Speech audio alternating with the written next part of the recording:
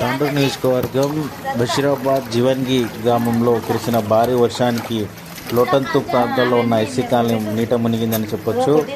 ఇళ్లలోకి నీరు చేరడంతో తీవ్ర ఇబ్బందులకు గురవుతున్న స్థానిక ప్రజలు చిన్నపిల్లల్ని బయటికి పంపించే పరిస్థితి కూడా లేకపోవడంతో ఆదుకోవాలంటూ వేడుకుంటున్న అక్కడున్న స్థానిక ప్రజలు.